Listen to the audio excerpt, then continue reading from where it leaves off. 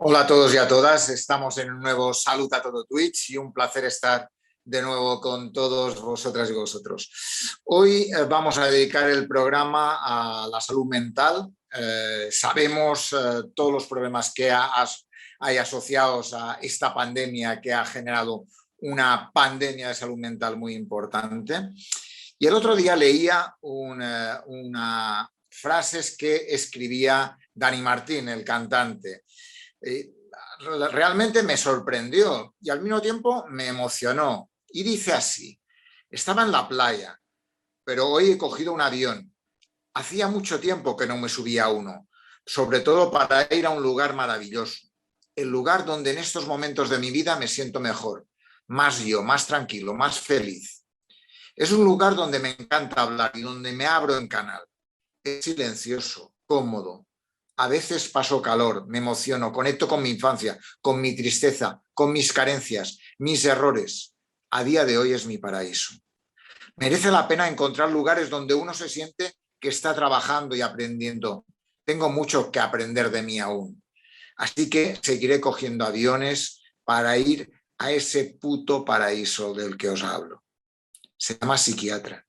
Es un gimnasio donde la cabeza y las emociones se equilibran, se deshacen nudos, conoces de dónde vienen muchos casos, donde aprendes a ser quien eres, o al menos lo intentas, donde aceptas, donde asumes, donde soy feliz.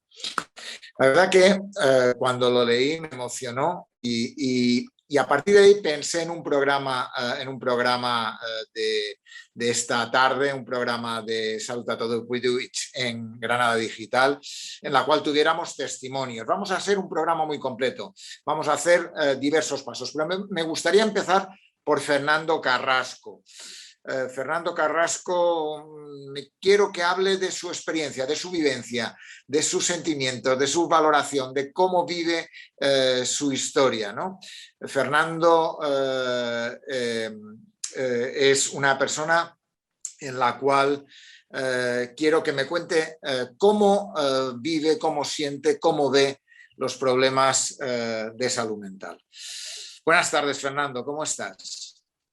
Buenas tardes, bien, gracias.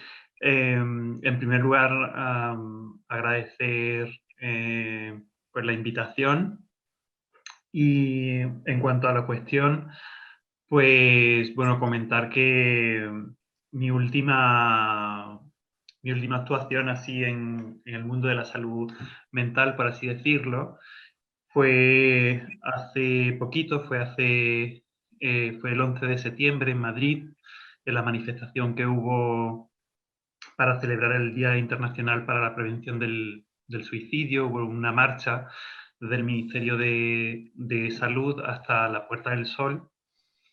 Y quería comentarlo un poquito porque no sé si lo traduzco en la poca conciencia del problema que hay a pesar de las cifras, si sigue siendo un tema tabú también en la sociedad, pero me sorprendió sobre todo la poca afluencia.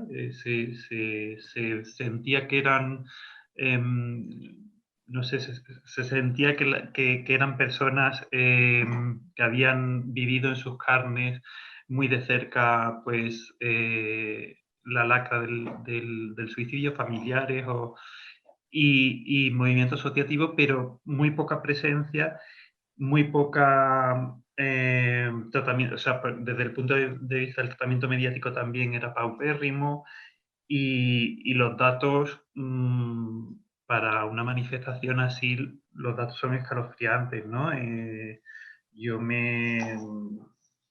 eh, en, en función de lo que dice la Fundación Española para la Prevención del Suicidio, el Observatorio del Suicidio de España, pues en España fallecen 10 personas al día, ¿no? Que son el doble por accidente de tráfico y 67 veces más que por violencia de género, ¿no? Por compararlo a dos causas muy graves con las que la sociedad está muy sensibilizada. Y lo que se... lo último que quiero decir a este respecto es que en esa manifestación lo que se pedía es un plan nacional de prevención del suicidio y un teléfono de 3 cifras para atender a personas con pensamientos o conductas suicidas, ¿no? Y bueno, pues desde aquí remarcar un poquito esa última experiencia que tuve.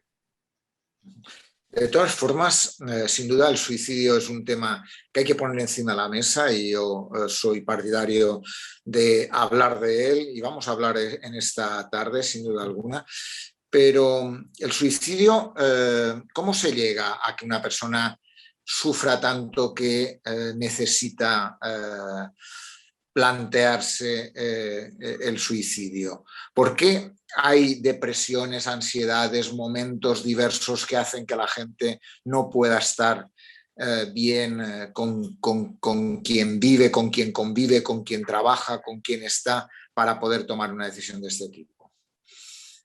Pues bueno, yo no he pasado por esa experiencia, con lo cual, y tampoco me siento preparado para hablar. Creo que es un tema muy sensible con el que tendríamos que hablar con mucha preparación y mucho tacto. Bien, es verdad que es positivo hablarlo. No puedo hablar desde la experiencia personal, pero Pero sí conoces el problema de la salud mental y relacionándolo a lo claramente. mejor con el problema de salud mental, yo creo que en cuanto a la atención de la salud mental, quizás ahora con el tema COVID se le ha prestado más atención a la salud mental, desde la salud mental positiva, ¿no? Antes se atendía mucho a la salud física y se abandonaba un poquito la salud mental. Ahora quizás con el tema COVID nos hemos centrado un poquito más en ella.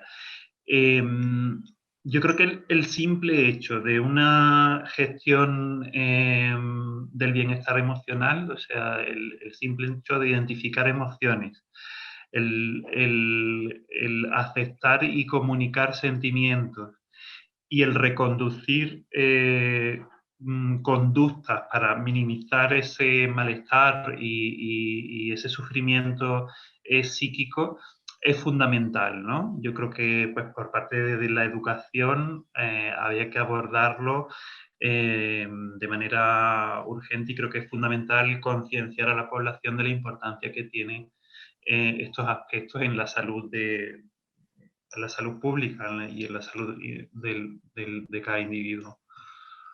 Y en ese sentido, ¿cómo es la vida de alguien que tiene depresión, que se siente mal, que siente que la mente y el cuerpo no van en la misma línea? ¿Cómo es ese sentimiento? Bueno, en cuanto a eso, yo creo que cada persona, yo creo que una de las características de los problemas de salud mental es que tiene una característica muy singular, muy personal, ¿no? Eh, entonces, ahí te puedo hablar de mi experiencia. Pues bueno, son lo que es la depresión, tampoco soy especialista y a lo mejor algún especialista te podría hablar de algunas causas más comunes. Pero yo creo que hay un sufrimiento extremo en una depresión profunda y bueno, el origen que yo he sufrido cuando me ha pasado, pues ha sido la pérdida de esperanza, ¿no? La causa, el que ¿Y pierdes. cómo era esa pérdida de esperanza? ¿Cómo era esa sensación que tenías? Bueno, fíjate, yo no soy partidario porque en cuanto al modelo de recuperación de salud mental, no soy partidario de hablar mucho de la historia de enfermedad, sino hablar más bien de la historia de recuperación. Sin duda. Estamos muy centrados en hablar de la historia de enfermedad y quizás el repetirnos en eso, en los problemas que hemos sufrido, nos marcan mucho en ese momento y quizás nos reparamos en hablar de la historia de recuperación y en esos momentos que nos han llevado a la recuperación progresiva, aunque la recuperación no es lineal y puedes tener crisis y recaídas, etcétera, pero en todo eso que has hecho para tú recuperarte. no en esos sentimientos. ¿Cuáles? ¿Y cuáles han sido los aspectos que te han ayudado a recuperarte? Pues, sobre todo, yo soy una persona diagnosticada de TMG, de trastorno mental grave, y lo primero es aceptar la situación, para mí, ¿no? Aceptar, pues, tus circunstancias y, y después, pues, el tema del autocuidado, el tema de ser consciente, pues bueno, en mi caso soy diagnosticado de trastorno bipolar, entonces pues de unas ciertas rutinas, también el buscar una motivación que te suba esa autoestima, que quizás te pega el mazazo del diagnóstico y del eliminar el autoestigma, ¿no? Que tú mismo cargas con él. Y luego responsabilizarte de tu propia recuperación, porque la recuperación yo creo que es un acto en el que tú tienes que tomar, aparte de que cuentas con un equipo profesional, pero tú tienes que formar parte activa de él con conciencia de esfuerzo y de largo recorrido. Y ahí, pues bueno, la toma de decisiones compartida yo creo que es una Sí. es una cuestión muy a comentar, ¿no? La toma de decisiones compartidas del usuario de salud mental con el equipo de profesionales. Sin duda alguna.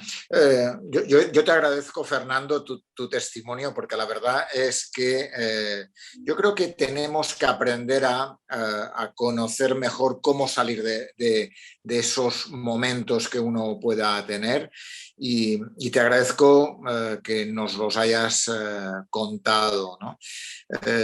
De alguna forma, el abordaje de la salud mental, y más en estos momentos, en estos momentos de pandemia, se han incrementado y el hecho se ha planteado que España necesita una ley de salud mental, sin duda alguna, ¿no? Está con nosotros también Pepe Martínez Olmos, profesor de la Escuela Andalucía de Salud Pública, persona clave en la sanidad española durante muchos años.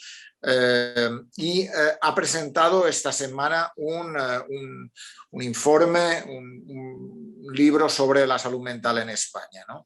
Y me gustaría que nos contaras, Pepe, buenas tardes, que nos contaras un poco cuáles son las claves de este libro que presentasteis el lunes.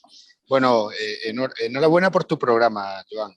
Creo que haces una labor súper interesante y gracias por invitarme. Es verdad que la salud mental está siendo una necesidad en cuanto al abordaje de la planificación que necesita el sistema sanitario para responder a los problemas de salud mental que desde hace tiempo son bastante prevalentes, pero que la pandemia ha puesto de manifiesto.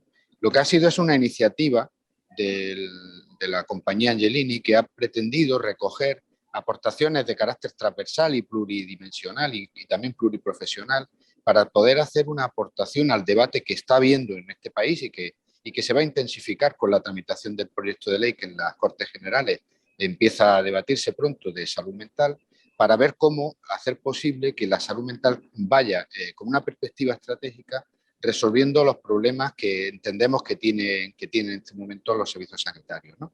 Y te diría, fundamentalmente, la lucha frente al estigma. Por otra parte, el enfoque comunitario de la respuesta que se tiene que dar desde los servicios de salud mental, la incorporación del ámbito de la comunidad al trabajo frente a los trastornos mentales y luego también una reflexión muy específica sobre la problemática que tiene que ver con el suicidio, ¿no? Que también nos preocupa en estos momentos. Y este es un poco el enfoque que se ha pretendido trabajar con diferentes autores y que se pone a disposición del Ministerio de Sanidad y de las Cortes Generales para este debate que en este momento se está desarrollando en nuestro país. Fernando, ¿y esa sensación del estigma que cuenta Pepe, que es uno de los aspectos que trata el libro, lo vives, lo sientes? Absolutamente, yo creo que se habla mucho, hay una estrategia 1 de cada 4 aquí en Andalucía pero socialmente todavía cuando hablamos de un problema de salud mental y más de un trastorno mental grave, recae la losa del estigma, sí, absolutamente, y es una barrera para bueno, desarrollarse. Una discapacidad psicosocial no se ve como una discapacidad del mismo modo que se ve una discapacidad física, como puede ser pues una de un señor pues que no tiene movilidad, un señor que no tiene visibilidad. No, hay todavía confusión con discapacidad intelectual, hay todavía pues asociación a peligrosidad, cuando las cuotas de delitos pues no son ni siquiera comparables a la de la población, no son superiores, sino que son inferiores a la de la población que no está diagnosticada. O sea que todavía el estigma pesa sobre el colectivo, sí, mucho. ¿Y qué abordáis, Pepe, en el informe alrededor del estigma, que es un tema fundamental? Nosotros desde la Escuela Andaluza de Salud Pública trabajamos en una campaña 1 de cada 4 que tuvo su impacto en un momento determinado, pero 1 de cada 4 sabemos, pero seguramente hay que caminar más, hay que hacer más cosas, ¿no? Sí. ¿Qué planteáis en ese sentido, Pepe? El abordaje en este sentido es primero reconocer que hay un problema de estigma social que requiere hablar de la salud mental y de las patologías que probablemente más preocupan a la ciudadanía y que hacen que se sientan que determinados pacientes son diferentes, ¿no? Hay que hablar de esto, hay que normalizarlo y hay que explicar, hay que hacer educación también a la ciudadanía de que son asuntos que tienen abordaje técnico, abordaje sanitario, que tienen terapia y que tienen posibilidad de integrarse en la sociedad. Este es uno de los aspectos que se ha planteado en el libro a la hora de centrarnos en el tema del estigma social. Segundo elemento, nos ha parecido muy importante la incorporación de las familiares al debate sobre los servicios de salud mental y sobre cómo resolver las necesidades, que esta es una de las carencias que quizás tenemos, porque un paciente, sea cual sea la patología, que tiene una enfermedad de salud mental, no solamente la vive, la sufre, sino que la propia familia también tiene que responder y reaccionar a estas situaciones. Por lo tanto, el papel de la familia consideramos que es fundamental. Y finalmente pensamos, y se aborda en el libro, la necesidad de que los medios de comunicación trabajen con un espíritu muy positivo, también de la mano de este tipo de reivindicaciones, de normalizar los problemas de salud mental, haciendo una labor que es imprescindible, y es la difusión de los conceptos y de los mensajes que tenemos que finalmente incorporar en el conjunto de la sociedad.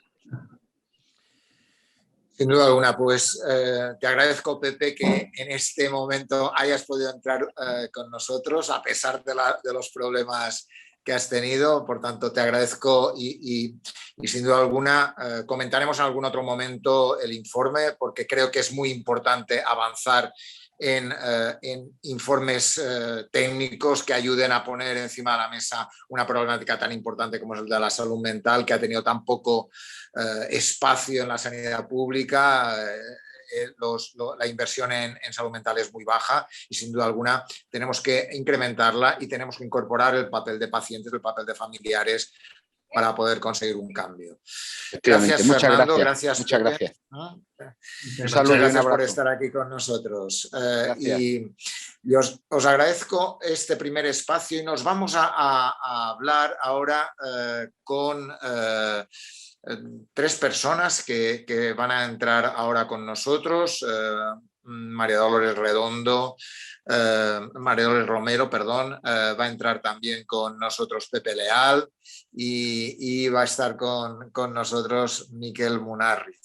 Por tanto, ya veo que está Miquel y que está Pepe. No ha entrado María Dolores, pero esperemos que entre. Tenemos a Fernando, que puede quedarse un rato más con nosotros también. No sé si conocéis a Fernando, Pepe o Miquel.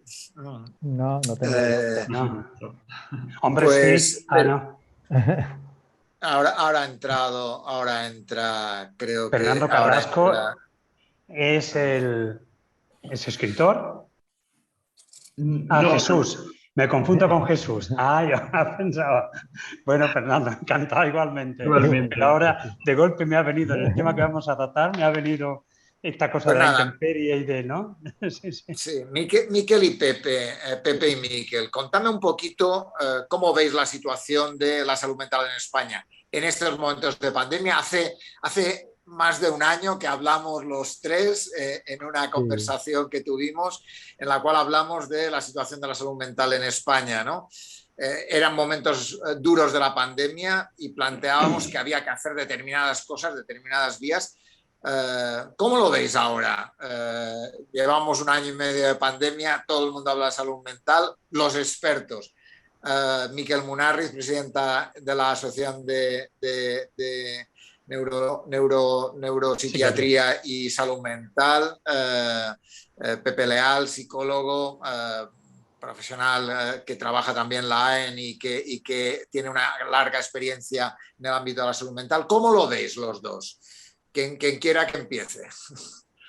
No Miquel, sé, te dejo a ti. me dejas a mí. Bueno, primero, es que últimamente siempre tengo que decir que este nombre que tenemos de Asociación Española de Neuropsiquiatría, pues tiene ese punto de cosa histórica y tal, pero sí nos gusta más irnos llamando a profesionales de la salud mental, que es lo que somos, ¿no? Un conjunto de profesionales de la salud mental. Bueno, primero agradeceros que nos hayáis invitado a esta cosa, ¿no? Y por introducir esta primera pregunta, ¿cómo lo veo? Pues yo diría que lo veo bien, ¿eh? Lo veo bien porque por una serie de motivos probablemente espurios, ¿no? Que no son los motivos que a nosotros nos hubiera gustado que se pusieran, digamos, en la agenda pública, en primera línea, los temas de salud mental. Ahora estamos, pues podemos decir, como en una especie de ola, ¿no? Hemos hablado de muchas olas de la epidemia, pues ahora hay como una ola de interés, yo creo que genuino, ¿no? Ya te digo, aunque a lo mejor no es por los motivos que a nosotros nos hubiera gustado, y seguramente es por el tipo de situaciones que se están poniendo de manifiesto, son situaciones que ya conocíamos de antes de la pandemia. Bueno, pues el que estemos de moda, el que haya este interés, el que todo el mundo esté ahora peleando por ver quién hace cosas más así en temas de salud mental, pues en principio es una buena noticia, aunque da un poco de miedo. Yo lo dejo ahí. Un poco de miedo. ¿Cómo lo ves tú, Pepe? Sin miedos. Bueno, Aquí tenemos que hablar sin miedos. No, hay Y esperanza, doy ¿eh? entrada a María Yo no Dolores. quisiera, hola Hola. María Dolores, no quisiera, Hola. en fin, me muerdo la lengua con lo del miedo porque hay más esperanza que miedo, pero a veces da un poco por lo menos de vértigo, ¿no? Sin ya, duda. bueno, Pepe, ¿cómo lo ves tú? antes saludar a María Dolores, que hace tiempo que no nos Hola. vemos y que me ¿Qué hay, encanta Pepe? verla, porque me encanta cómo piensa y cómo expresa lo que piensa, ¿no? O sea que encantado. Mira, ya habíamos hablado, Joan Carles, ya lo habías dicho, yo creo que hay un incremento de las carencias, de la fragilidad, de la percepción de vulnerabilidad y que eso diríamos que nos reconcilia un poco con una idea de la salud mental que no es la psiquiatría ni la psicopatología. En ese sentido, pienso como Miquel, soy optimista en el sentido de que yo creo que pone en el debate colectivo que somos seres vulnerables y que la salud mental en ocasiones, o el sufrimiento psíquico que a veces tiene que ver con los problemas de salud mental y otros no necesariamente. Yo creo que está sobre la mesa el ver qué hacemos con la fragilidad que nos constituye. Eso quiere decir que yo estoy en contra de esa idea de que estamos en una pandemia de salud mental, que todo es terrible, que ahora los jóvenes están todos deseando no vivir, que me parece que eso es de un alarmismo que no coincide con lo que yo veo.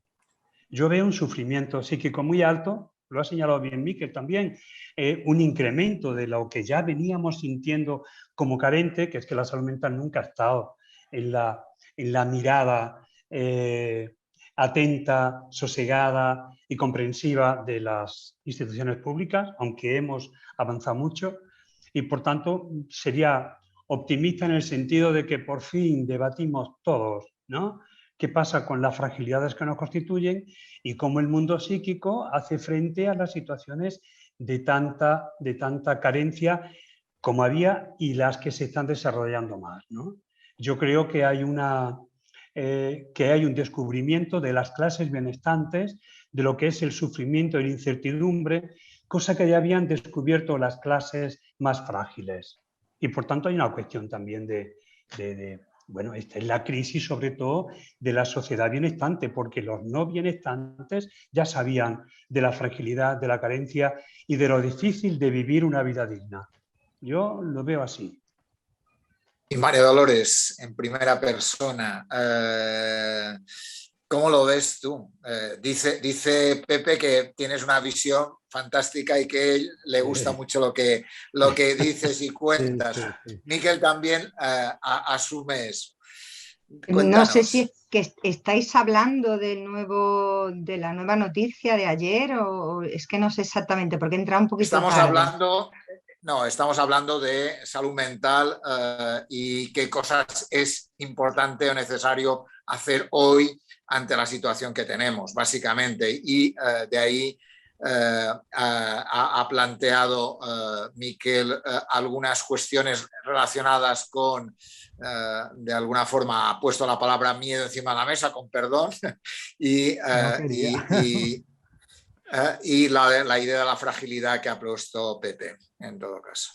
Pues poquito que he escuchado a Miquel, como ya ha dicho miedo, no lo digo yo, y entonces muy de acuerdo con lo que está comentando Pepe. Además, ayer tuvimos una oportunidad en la asociación que estuvimos hablando también un poquito de todo esto, ¿no? Cómo ha puesto en evidencia, ¿no? Tal como decía Pepe, toda la pandemia, ¿no? Que al fin y al cabo ha puesto en primer plano la vulnerabilidad, la fragilidad, lo que es el sufrimiento psíquico, que además parecía que nada más que podían sufrir las personas que estaban con una etiqueta diagnóstica y resulta que ahora eso está al alcance de todo el mundo, ¿no? Entonces dejamos de ser un colectivo con unas características especiales, con una vulnerabilidad especial, con una debilidad, sobre todo la palabra debilidad, ¿no? Que va muy asociada a lo que es el colectivo, las personas que tenemos problemas de salud mental somos débiles, somos culpables. Entonces esto que era patrimonio nuestro, ahora resulta que es patrimonio de todas las personas, ¿no? Luego eso es interesante porque ya no nos sitúa en un plano de diferenciación, ¿no? Pero también hay algo bueno, eso puede ser una oportunidad para ver que todos somos humanos, que todos tenemos vulnerabilidad, fragilidad, problemas, dificultades, cómo nos enfrentamos a la vida, eso nos ha puesto la pandemia, los confinamientos sobre todo, ¿no? Cómo nos ha puesto de cara las dificultades de la soledad, cómo nos ha puesto de cara las dificultades en las comunicaciones con los demás, con nuestras parejas, con nuestros hijos, con las personas que conviven con nosotros. Todas esas dificultades que se han visto metidas como en una olla a presión, porque todos ahí metidos y a ver cómo eso se podía gestionar, ha puesto en evidencia las carencias que tenemos. Bueno, yo no le llamaría carencia, porque una carencia es algo que tendrías que tener y que te falta, pero no es carencia, es pues el ser humano, que es que el ser humano es así, no somos seres perfectos, somos pues ni perfectos ni imperfectos. Y entonces todas estas dificultades forman parte de la esencia, al fin y al cabo, del ser humano. Y entonces, claro, ¿qué pasa? Que no estamos acostumbrados a verlo. Estamos acostumbrados a verlo como carencias, como algo que no debería ser y por tanto tendría que ser corregido. Y creo que tendremos que verlo como parte de lo que es la vida, los seres humanos somos así. Entonces, si no tiene que ser corregido, no hay que patologizar el sufrimiento humano continuamente. Y ese es el riesgo que yo veo en todo esto. Como se ha convertido en algo que nos hemos dado cuenta que todos estamos, que nos puede pasar a cualquiera, ¿no? Como dice, una cada cuatro, ¿no? Ahora uno de cada muchos más, ¿no? Ni uno de cada tres ni cada cuatro, sino uno de cada más, que ha aumentado el índice, lo ha puesto en evidencia la pandemia. El miedo que da es que ahora tratemos de patologizar este sufrimiento. Entonces terminemos entrando, no estamos acostumbrados a ello, no nos hemos enfrentado a ello, no hemos adquirido las herramientas, ¿no? Para enfrentarnos a todo ello y terminemos pues pidiendo que alguien nos lo solucione, no buscando nuestras propias herramientas y yendo al sistema de salud que nos ponga una etiqueta diagnóstica y entrar en todo un circuito del que es muy difícil salir. Lo has explicado muy bien. Miquel, te doy la palabra porque necesito que amplíes tu visión y que nos des algunas claves añadidas a lo que han comentado Pepe y María Dolores. En lo que, bueno, ¿qué voy a decir? Fíjate, me ha recordado María Dolores una cuestión que yo aprendí cuando estuve en Italia, cuando estuve en la residencia, acababa de publicarse la Ley 180 en un momento de ebullición, y una cosa que me decían era: Miquel, no te creas tú que la institución esta contra la que luchamos es una cosa que está entre los muros, ¿no? Una institución sería una respuesta rígida o simple a necesidades complejas, ¿no? Entonces, yo creo que, no sé, queda un poco como contrapunto, como continuidad de lo que ha dicho María Dolores, esta reflexión, ¿no? Porque cuando digo que me da miedo que de repente, ahora dentro de esta ola de interés un poco a golpe de titular, ¿no?, por la salud mental, vayamos a vernos embarcados en una disputa por buscar la solución, ¿no? O una solución a... Y esto por eso creo que... Bien, lo dejo ahí porque probablemente a partir de esta idea de que no podemos dar soluciones simples a situaciones complejas, una solución simple sería lo que decía, patologizarla, ¿no? Sería una solución simple, ¿no? Y se me pueden ocurrir muchas más de las que hemos escuchado a lo largo de los últimos días en los medios de comunicación, ¿no? Entonces, lo dejo ahí porque es que me apetece mucho oíros. Sin duda, soluciones simples no, pero patologizar tampoco es la cuestión. ¿Qué hacemos entonces? Yo creo que el tema de patologizar, como habéis señalado muy bien, el hecho de ser, como somos, seres en falta, vulnerables permanentemente y por estructura, una vulnerabilidad que nos viene aminorada por el cuidado del otro, patologizar el sufrimiento ese, la inquietud por la vida, ¿no?, y por las dificultades de la vida, lleva también al reforzamiento del poder de los técnicos.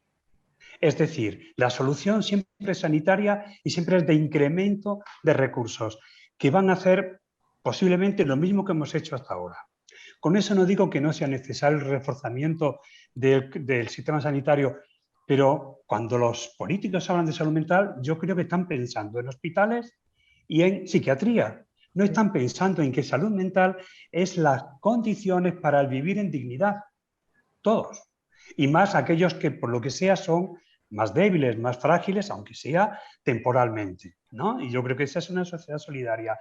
Ese es el problema de la patologización, que devuelve la cuestión de la solución de lo que pasa a los técnicos.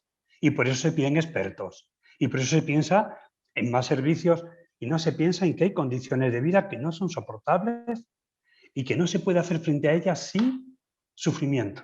Un sufrimiento que cuando es muy persistente daña más al sujeto y lo debilita más y disminuye sus defensas para hacer frente a una situación que cada vez es mayor. Ese es el riesgo. Y yo creo que ese riesgo lo hemos visto al principio de la pandemia, cuando hablamos, Joan Carles hace tiempo, decíamos, bueno, y que es el que sienten, el que plantean los políticos cuando dicen más recursos para la salud mental. ¿Y qué quiere decir eso? ¿Qué quiere decir eso? ¿Más técnicos? ¿Más personas que acompañen el sufrimiento? ¿Mejores condiciones de vida? ¿Modificación de las leyes para que el trabajo no sea la explotación tan vergonzosa en la que estamos metidos y que genera tanto dolor? Yo creo que por ahí me parece a mí que es por donde veo el futuro. Evidentemente, soporte a aquellos que están padeciendo más por lo que sea, pero la generación de condiciones de vida mejores y una extensión de la idea del cuidado a todo aquel que está con nosotros, no solamente a los técnicos. No sé si me explico, porque es un tema... Yo quería porque realmente yo creo que esto también por agradecer que en este foro, que es un foro vinculado a la salud pública, se puede decir de otra manera lo que ha dicho Pepe, diciendo que hay una perspectiva de salud pública, ¿no? Una perspectiva de que el tema de la salud no depende solo de los profesionales o de los expertos, supuestamente expertos, ¿no? Es también un agente de salud, un buen maestro, un buen urbanista, un monitor de colonias de verano o un inspector de trabajo. Y unas condiciones de trabajo adecuadas y un no sentirse solo en el mundo de alguna forma, ¿no? Que puedas ¿no? compartir de alguna forma no de una forma patológica, sino compartir en el mejor sentido de la palabra. Perdona, María Dolores, ibas a decir. Que en la línea en lo que están diciendo ellos y que también ha explicado Pepe, ¿no? Que también ayer pues también estábamos hablando con los compañeros y estábamos hablando de crisis, ¿no? Como momento de cambio. No estamos hablando de las crisis de una persona con una etiqueta, sino las crisis de la vida, ¿no? Que es el momento de cambio. Estábamos hablando de los duelos con las oportunidades y entonces pues muchas compañeras y compañeros pues expresaban momentos en los que habían tenido crisis y siempre eran momentos que eran personales, sociales, que tiene que ver con la falta de vivienda, con la falta de un trabajo digno, ¿no? Y también asuntos familiares que tienen que ver con la familia. Y hablábamos y decíamos, es que si no hubiera ocurrido eso, si yo tuviera otras condiciones laborales que me han provocado un estrés excesivo, que me han llevado a un sufrimiento tal que no he sido capaz de abordarlo, y entonces he terminado estando enfermo, ¿no? Porque no, tú puedes sufrir por un duelo y tiene un proceso de duelo normal, ¿no? Cuando ese proceso de duelo se alarga más de la cuenta, entonces ya entramos en otro nivel de sufrimiento y a lo mejor hay que abordarlo desde otra óptica, ¿no? Pero si no hubieran ocurrido esas cosas que les pasaron, que nos han pasado a todas las personas, que luego hemos terminado, muchas de nosotras, ¿no? La mayoría, ¿eh? La mayoría. No hubieran ocurrido esos asuntos personales, familiares o sociales, dentro de los sociales, las dificultades económicas, laborales, el estrés, la explotación, a lo mejor no habíamos terminado entrando en el sistema en la institución de la salud mental. Y entonces, el abordaje de la salud mental, cuando decimos, hablamos de recursos, siempre que hablamos de salud mental, recursos para hospitales, sí, más terapia, por supuesto, más terapia que menos medicamentos, pero es que lo que hay que es que hacer que la gente sea feliz y la felicidad no se consigue con una pastilla, la felicidad se consigue con una mejor calidad de vida, con una vivienda, con una familia que los hijos tengan un futuro, entonces eso es lo que... Pero claro, ¿sabes qué pasa? Que todas esas cosas requieren de mucho tiempo y de un abordaje muy en profundidad y desgraciadamente los abordajes en profundidad no se hacen. ¿Qué le vamos a hacer? Pero yo creo, María Dolores, que también requiere de esa disposición a estar con el otro. Sí. Joan Carles ha introducido un término que yo creo que es muy preciso, que es la soledad. En el sentido que no podemos vivir solos. Necesitamos el otro que atempere nuestra carencia. Eso desde que nacemos. A mí me parece que eso es básico. ¿No? Eso es, claro, lo esencial, ¿no? Hay una frase de Patočka, que a mí, que es un filósofo polaco que murió en la dictadura y que decía, el otro es el primer y el básico arraigo. A mí me parece casi poética esa expresión. El otro es el arraigo. No nos arraigamos a la tierra, nos arraigamos al otro y luego a la tierra, ¿no? Por eso, y de nuevo, vinculándolo a lo que tú planteabas, esta idea de una salud mental, que quien la nombra está pensando en la psicopatología, yo creo que hay un corrimiento del concepto y tengo que decir, no diré la psiquiatría toda, pero en gran medida, una psiquiatría conservadora se apropia del concepto y ahora hablan de salud mental cuando están pensando en las crisis psicóticas, en los trastornos mentales graves. Y eso es un problema, porque la salud mental es un campo interdisciplinar, transversal, donde tenemos que, los profesionales de la salud mental que nos hemos, o que se han considerado tan expertos, tenemos que sentirnos en horizontalidad con los otros. Lo que señalaba Miquel, yo he trabajado y vengo trabajando desde hace muchos años con equipos que no son de salud mental en el sentido de psiquiatría o de los servicios sanitarios y que hacen un magnífico trabajo de acompañamiento, de soporte, los que están trabajando con las personas para el desarrollo de esa autonomía en la casa. Los que trabajan con adolescentes extutelados y que muchos de ellos tienen trastornos y sufrimientos. Por eso yo creo que hay que denunciar ese corrimiento conceptual para llamar salud mental lo que antes se llamaba psiquiatría y trastorno mental. Yo ahí en eso soy un poco batallador porque creo que es un riesgo. Porque desde esa perspectiva de salud pública, decía Miquel muy bien, lo que hemos de generar es que la gente no esté sola, que haya alguien que acompañe a uno cuando está en una crisis, que cuando hay una crisis vital, cuando hay una crisis por sufrimientos psíquicos, cuando hay incluso una crisis por un trastorno serio, que haya alguien que acoge, que cobija, que te mira atentamente, no solo que te lleva al servicio de urgencias y que te metan de cualquier manera. Yo creo que te dejan solo, ¿no? Te dejan solo, exacto, solo. Solo. Y sin nada. Te desnudan, te quitan todos tus enseres, ¿no? Yo creo que eso, yo vería ahí un proyecto como si fuera un momento en el que ahí está el proyecto transformador que llamamos de salud mental, pero que llamamos de vivir en colectividad. Y que yo creo que tendríamos casi que pensar más en una salud mental colectiva, ¿no? O en una salud mental comunitaria para darle esa idea de que nosotros no podemos hacer maravillas frente a tanta carencia. Solos. Sin duda alguna, Exacto, sin duda alguna. Sin duda alguna. Me quedan un minuto. Dos palabras, María Dolores, Miquel, María Dolores, un minuto, en un minuto, ¿cómo cerraríais esas necesidades tan bien planteadas que habéis hecho para ayudar a quien nos oiga a por dónde tirar? Miquel. Bueno, señalar que es verdad que no solamente hemos de hacer un planteamiento que tenga que ver, pues, no sé, con los recursos, con la capacidad que tenemos para atender, sino que estamos en un contexto cultural, ideológico, en el cual la visión que se tiene de la salud mental es la que estaba comentando Pepe, ¿no? Y eso nos puede hacer mucho daño en este momento. O sea, que aquí tenemos que tener un activismo, que podemos decir, por cambiar ese peso ideológico de una forma de entender la salud mental muy conservadora, muy ligada al experto, al hospital, a esto que en fin, que si en esta oportunidad que se da ahora confluye con esa línea ideológica, el resultado puede ser muy preocupante, ¿no? Sí. Y bueno, es que si solo es un minuto, me prefiero dejárselo a María Dolores, que lo hace tan bien. Pues termina tú, María Dolores.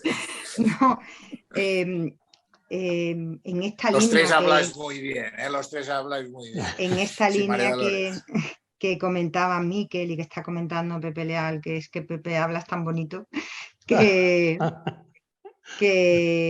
hay no sé, bueno, es el anteproyecto de ley de salud mental que acaban de meter. No sé si realmente eso pone en riesgo esto de lo que estamos hablando.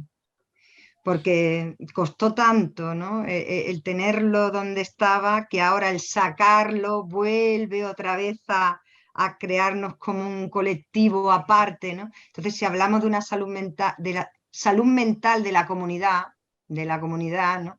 Si lo sacamos de ahí, ya estamos, si lo sacamos aparte, es un riesgo más grande todavía. Claro. Yo sé, John Carlos, me permite un segundito.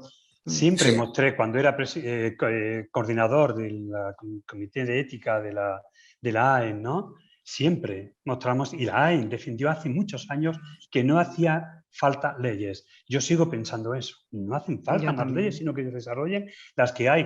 Pues es verdad, este es el juego político, uno saca la ley, el otro está luchando por la estrategia, el otro quiere un no sabe qué, un plan, el otro... Pero yo creo que eso es un retroceso. Sí. Yo creo que no hay que hacer una ley de salud mental. Respeto posiciones políticas, pero yo sigo en eso y creo que no es necesario, que eso estigmatiza, aunque piensen que no. Sí.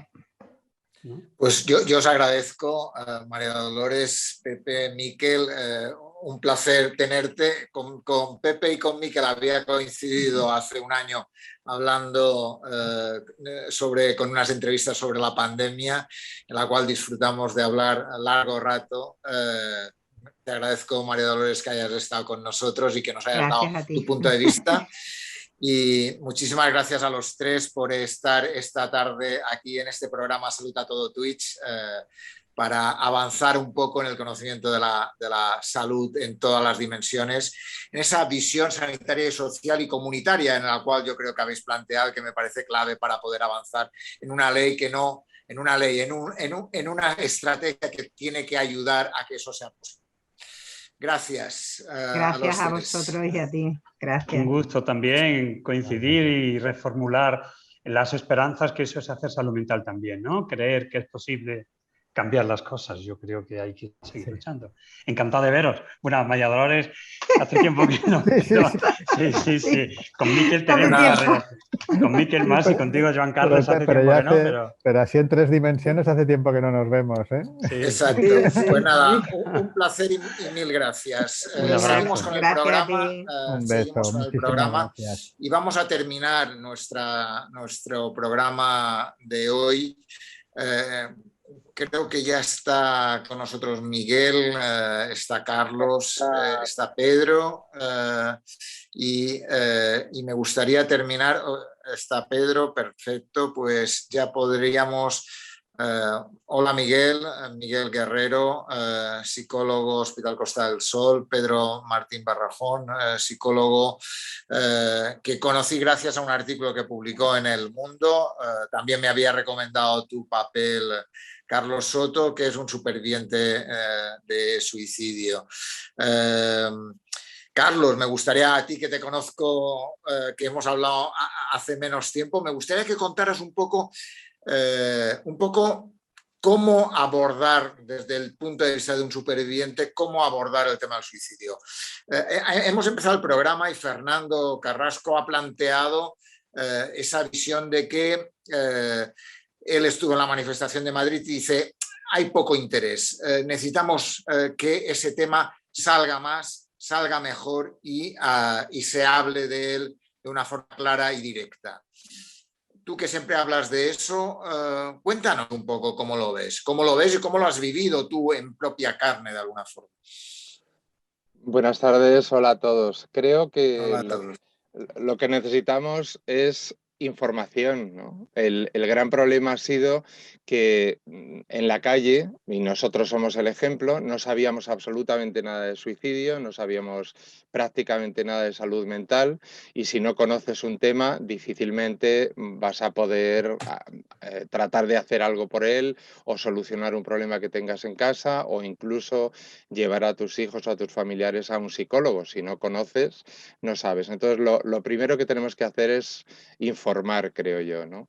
Y esa es la medida más importante. Os estaba oyendo hablar de Plan Nacional de Salud Mental. Bueno, todo eso, si no tenemos información de lo que es, si a la gente no le explicamos desde lo más básico, que para mí creo que a lo mejor podría ser que es una depresión, porque todo el mundo habla de depresión, ¿no? Quizá es la enfermedad mental de la que más se habla. Si no explicamos exactamente qué es, difícilmente conseguiremos que alguien que se sienta triste, que se sienta mal, que no sepa qué le pasa, acuda al médico que le corresponde, ¿no?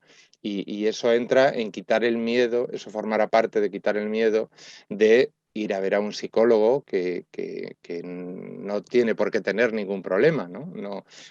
Es exactamente igual, como siempre se dice, que cualquier otra dolencia y acudimos a quien nos la cure. En definitiva, lo primero, información masiva y contundente en todos los medios y por parte del Estado y de los profesionales y de todo el mundo, porque si no, no haremos nada.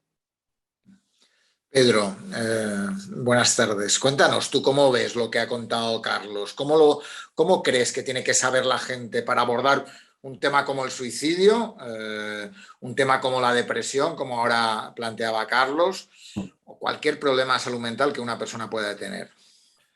Muy buenas tardes, Joan Carles. Encantado de acompañaros esta tarde en A Todo Twitch y, por supuesto, también rodeado de Miguel Guerrero y mi amigo Carlos, por supuesto. Bueno, vamos a ver, yo tengo ciertas dudas y cierto escepticismo sobre ese nuevo Plan Nacional de Prevención del Suicidio que se está cociendo y demás. Y yo tengo mis dudas porque creo que va a ser algo que acalle muchas voces, pero que no va a satisfacer las necesidades actuales, ¿no? Y disculpad mi escepticismo, pero bueno, ya tenemos cierta trayectoria y cierta experiencia, ¿no? Estoy muy de acuerdo con Carlos, faltaría más. A ver, pero tengo una visión intermedia y me explico. Yo creo que no podemos declinar toda la responsabilidad, como se viene haciendo de un tiempo a esta parte, en la administración sobre este problema concreto que es la prevención del suicidio, ¿no? Necesitamos un plan de prevención del suicidio, por supuesto, va a ser muy bienvenido. Y cualquier cosa que se haga en esta dirección creo que es súper positiva y con un solo caso al que se llegue a tiempo habrá sido suficiente. Sin embargo, yo apelo a la responsabilidad de la sociedad civil, de la población civil, de mirar al lado, de mirar a sus hijos, de mirar a su marido, de mirar a su mujer en el día a día, y creo que tiene un alcance exponencialmente muy superior el hacer campañas divulgativas. Ahora ha hecho, por ejemplo, Isabel Irigoyen ha publicado un vídeo que a mí me parece de un gusto exquisito, la Comunidad de Madrid publicó otro hace tiempo. Están haciendo distintas iniciativas que tengan como propósito, como colectivo diana, la población general. Vengo viendo cómo se viene demonizando de un tiempo a esta parte al profesional sanitario como si recayese sobre sus espaldas la responsabilidad de la prevención del suicidio o en la administración, ¿no? Y en muchos casos, pues es un síntoma más del duelo agudo, el enfado desplazado, cargar contra alguien a quien responsabilizas de la muerte de tu familiar, ¿no?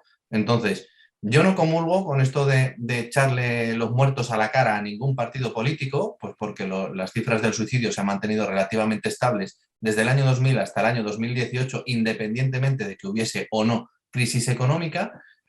No comulgo con echarle los muertos a la cara a ningún partido político, ni tampoco a los profesionales de la salud que de un tiempo a esta parte, véase un reciente episodio que hemos compartido Miguel y yo en redes sociales, donde se carga contra el profesional sanitario, pero si son tres, si están haciendo lo que pueden con lo que tienen, ¿no? Entonces, está muy bien la crítica al sistema, que hay que mejorarlo. Esta tarde comentaban en la iniciativa Hablemos de Suicidio del Colegio Oficial de Psicólogos de Madrid, que hay un tiempo de espera de 27 a 76 días en nuestro país. 27 días en Asturias, que como sabemos ocupa el primer lugar en las tasas de suicidio por 100.000 habitantes, y 76 en Murcia, creo que era. Bueno, pues es que no hay esas listas de espera porque los profesionales sanitarios quieran demorar esa atención, ¿no? Entonces, no puede ser que se lancen mensajes beligerantes y dañinos contra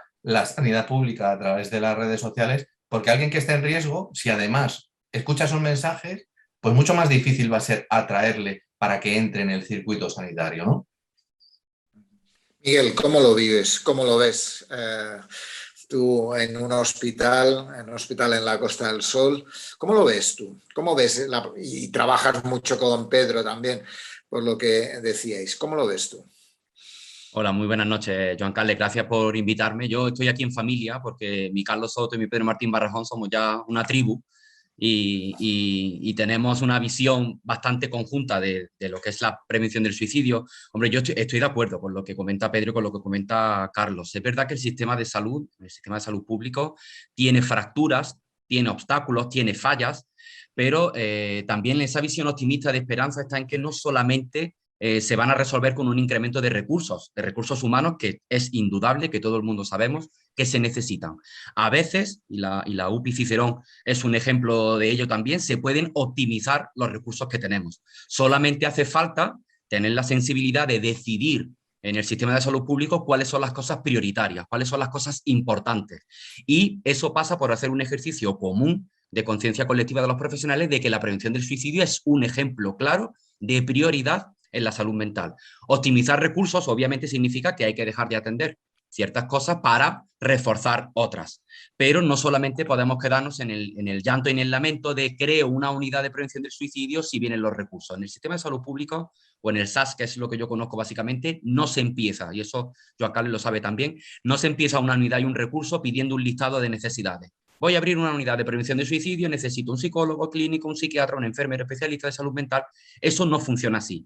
Normalmente es justo lo contrario. Hay que tener iniciativa, hay que poner en marcha el recurso, medir la efectividad del recurso, que eso es muy importante también de cara al ámbito de la gestión sanitaria de los políticos, y presentar resultados. Cuando eso funciona y eso demuestra la efectividad, es cuando empieza a tener esa labor de recepción. Obviamente hay que invertir un tiempo, un año, 2 años, lo que sea necesario, pero es entonces cuando la administración sí escucha el recurso y es cuando se puede crecer y es cuando se pueden pedir los recursos. Por lo tanto, la optimización de los recursos que tenemos y bien aprovechados, como decía Pedro, no podemos cargar las tintas contra los pocos que lo estamos intentando trabajar con esa pasión que también hay que ponerle un poco a esto de la prevención del suicidio, que no es compartido, desgraciadamente, en todos los profesionales de la salud mental. pese a que nadie te lo puede reconocer, pero hay profesionales de la salud mental que entienden o no les gusta o no se sienten cómodos trabajando en la prevención del suicidio. Utilizan un modelo biomédico, que antes hablaba la mesa anterior, demasiado psiquiatrizado, demasiado psicopatologizado, y hablar del suicidio requiere también una mente más abierta, no solamente nos podemos quedar en la parte sanitaria, aunque yo siempre digo que el sistema sanitario debería liderar ese Plan Nacional de Prevención del Suicidio, pero no es necesario, pero no es suficiente para poder abordar el suicidio en su magnitud. Y un poco, Carlos, la última vez que hablamos, decía que la vacuna ante ellos somos todos y todas, en la cual también los medios de comunicación tienen un papel, sin duda alguna, y de alguna forma decía, hablar de ello es un salvavidas, ¿no? ¿Qué pensáis de eso? Hablar, sí, pero además de hablar, ¿qué podemos hacer? ¿Qué puede hacer quien nos oiga? ¿Qué podemos hacer quien tenga quien lo ha pensado, quien lo ha intentado, quien tiene a alguien al lado que lo vive esa situación, vive un sufrimiento? ¿Qué hay que hacer? ¿Contra quién? No, Pedro, o Carlos, o Miguel, me da igual. Pedro, adelante, Miguel. adelante.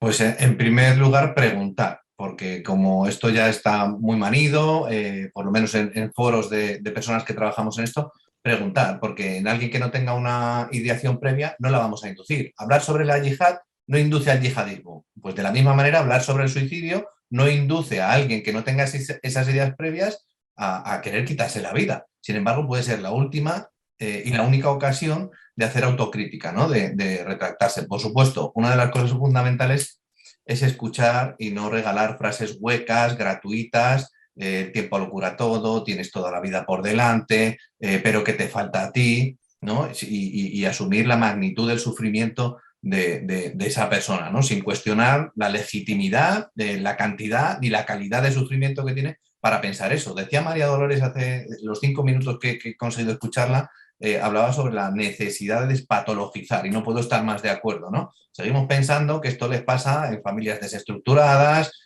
con algún diagnóstico o alguna etiqueta en salud mental, y como sabemos y reza la literatura, hasta el 50% de la población general va a experimentar tendencias suicidas entre moderadas y severas. Qué importante trasladar esto a la opinión pública para que no se alarmen, no se echen las manos a la cabeza y no demonicen o sigan etiquetando a la persona que tiene ideas suicidas como un loco, como eso que les pasa a otros, ¿no? Pues luego nos pilla por sorpresa. Y tal y como comprobamos en la emergencia diaria, muchísimas personas que han atentado con su vida no tenían un diagnóstico de salud mental. La mayoría de las personas con un diagnóstico de salud mental no se suicidan, pero por eso no avanzamos. Esa es una de las principales trabas. La pública asociación entre enfermedad mental y suicidio, ¿no? Eso es una atribución reduccionista que nos impide avanzar. Pero bueno, como sociedad esto nos viene muy bien. Esto les pasa a otros, yo no tengo que preocuparme de esto, y para la persona que lo intenta, como está enfermo, bueno, pues llegamos a esa decepción benévola, ¿no? Esa es una de las principales trabas.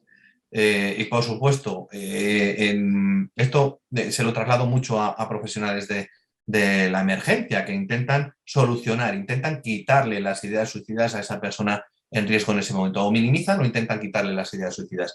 Y en ese momento puntual, crítico, con una conducta suicida en curso, de lo que se trata es de aplazar la decisión, porque la persona puede tener motivos muy legítimos, muy arraigados, muy estables, y en ese momento puede ser absolutamente invulnerable e impermeable a ningún razonamiento. Entonces, no tener las ideas suicidas como una distorsión cognitiva, como todas estas cosas que hablamos los profesionales de salud mental, sino como algo bastante menos exótico o menos anecdótico de lo que la gente cree, y normalizar, ¿no? Atender desde un interés genuino y sincero, y escuchar, si no hacen falta frases mágicas, con prestar atención genuina y sincera e interesarse por esa persona y conseguir aplazar la decisión hasta que reciba la atención del siguiente eslabón de la cadena asistencial.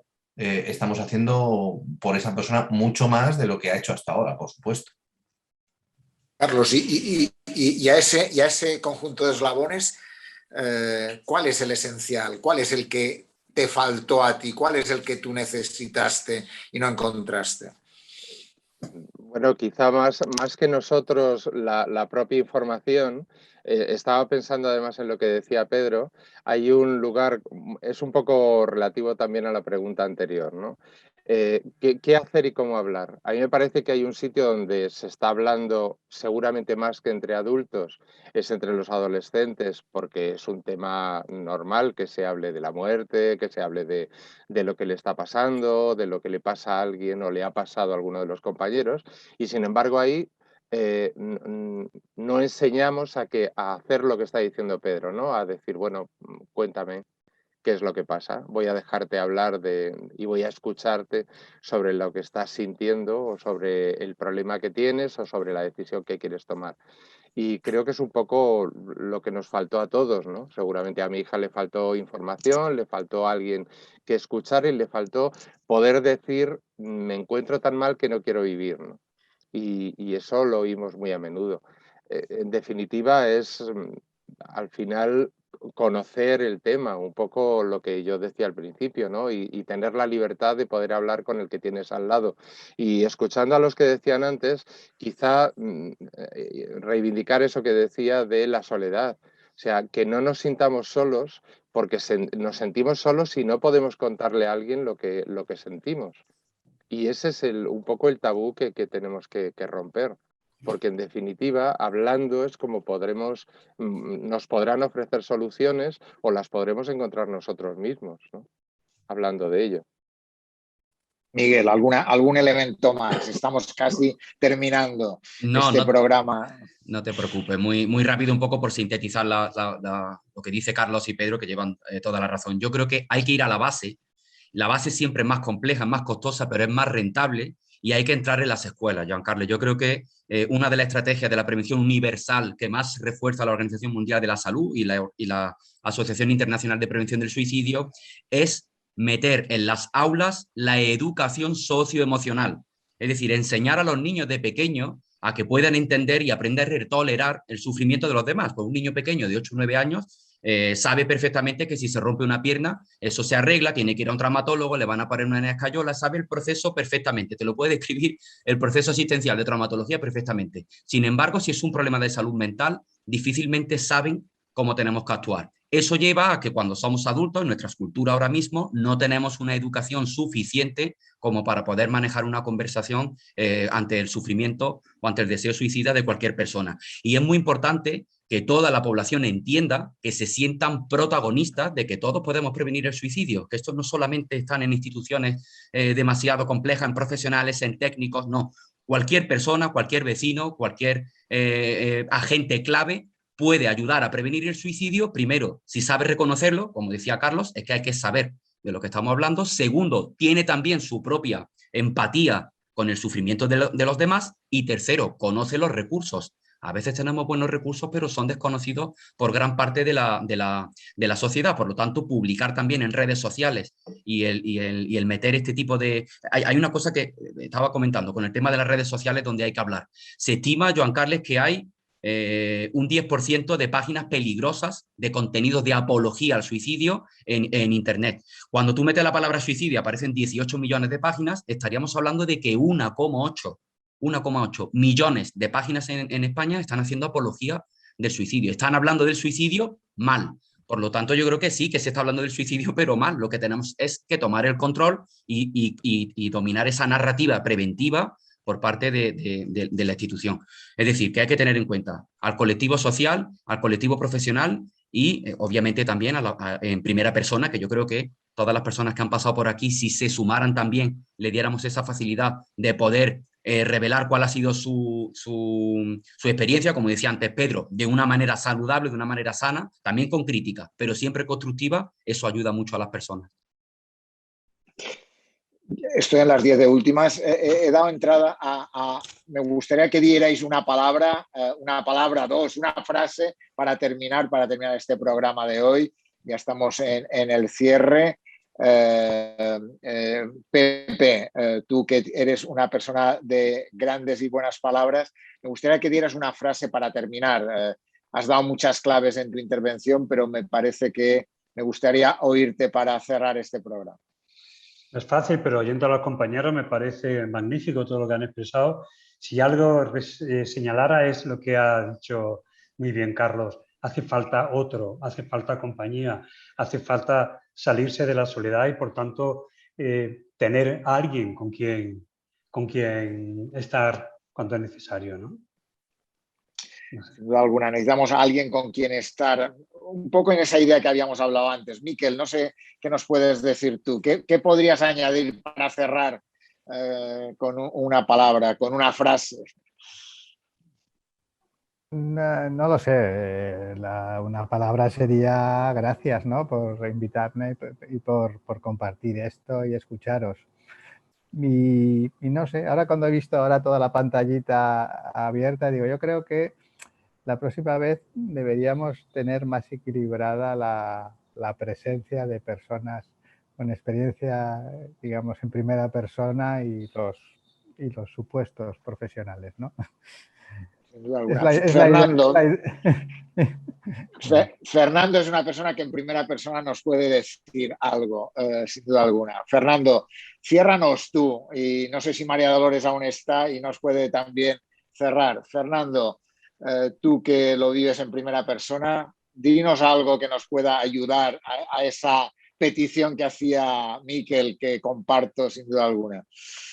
Pues yo agradezco a Miquel la cuota y bueno, precisamente quizá desde el colectivo que lo vivimos en primera persona, la empatía, esa capacidad de empatía hacia el otro, es quizá un refuerzo, ¿no? que por nuestra experiencia, nuestro recorrido, lo tengamos un poquito más agudizado que el resto. Entonces, esa capacidad de escucha activa. Yo me quedaría con empatía y escucha activa. Empatía, escucha activa. Pedro, dinos alguna. Pues al hilo no puedo estar más de acuerdo y celebro estar en sintonía con tantos profesionales, por supuesto, pero retomando esa idea clave de la necesidad del contacto con otros, en psicología de emergencias decimos mal de muchos, consuelo de todos, ¿no? Y creo que viene muy al hilo de lo que estamos hablando y sobre el poder que tiene el apoyo de otro para superar estas circunstancias difíciles de las que estamos hablando. En cuanto a salud mental se hablaba antes y en esto de la prevención del suicidio. Mal de muchos, consuelo de todos. Miguel, danos alguna clave para cerrar. Yo Y no luego voy a... termináis Carlos y María Dolores. No voy a ser original y voy a poner el lema de este año de la prevención del suicidio para el próximo trienio, que me gusta mucho, de la Asociación Internacional de Prevención del Suicidio, que había citado previamente, creando esperanza a través de la acción. Yo creo que eso nos va a definir mucho y nos involucra a actuar para poder generar esperanza en la sociedad, porque la reflexión contraria, si lo ponemos en negativo, la inacción de todos va a generar también o va a añadir mucha desesperanza al sufrimiento. Y cuando se une sufrimiento, de lo que hemos estado hablando, y desesperanza, la idea suicida anida mucho en la mente del ser humano. Muchas gracias, Miguel. Carlos. A ti. Pues yo diría que en mi duelo, en mi recuperación, mi recuperación como superviviente, una de las cosas que más me ayuda es poder ver profesionales que de verdad se entregan a este trabajo, en este caso de la prevención del suicidio, en el caso que a mí me toca más cerca, y de la salud mental, es lo que más me ayuda porque me da esperanza para colaborar y para poder hacer algo para que los demás puedan estar. En definitiva, eso es un poco estar juntos y sentir empatía, ¿no? Y María Dolores, tú nos cierras hoy. Tú cierras hoy el programa dándonos la última frase, tu último discurso para hoy. Bueno, pues recuperar también algo que decía Pepe, ¿no? El otro. El suicidio yo creo que es un acto de soledad. Y cuando los supervivientes del suicidio, ¿no? Los supervivientes de esta tragedia, pues necesitamos tener a otra persona que nos escuche, necesitamos tener espacios donde poder hablar de ello. Cuando ocurren estas cosas es porque nos sentimos solos. y no debemos sentirnos así. Pues sin duda alguna, pues un placer haber tenido este panel tan fantástico que tengo ahora, que veo ahora. Os agradezco a Fernando para empezar, a Pepe, a Miquel, a Pedro, a María Dolores, a Miguel, a Carlos y a Pepe por haber estado en este programa con nosotros. Agradezco también a Dani que estaba en el control técnico del programa En Granada Digital y nos vemos el miércoles que viene, todos los miércoles a las 8 de la tarde. Salud a todo Twitch, en cada programa hablamos de un tema. El próximo miércoles hablaremos de vacunas. Vacunas con todo el gran tema que ha generado las vacunas en esta pandemia, pues hablaremos un poquito de vacunas. Hablaremos con el presidente de la Asociación de Vacunología, hablaremos con los bulos en vacunas, hablaremos con enfermeras que vacunan. Intentaremos abordar el tema de la vacunación para intentar acercarnos a conseguir que el máximo de gente pueda ser vacunada. Gracias a todos, un placer. Nos vemos el próximo miércoles. Adiós. Adiós. Adiós, buenas noches, gracias. Adiós. Buenas noches. Buenas noches. Buenas noches.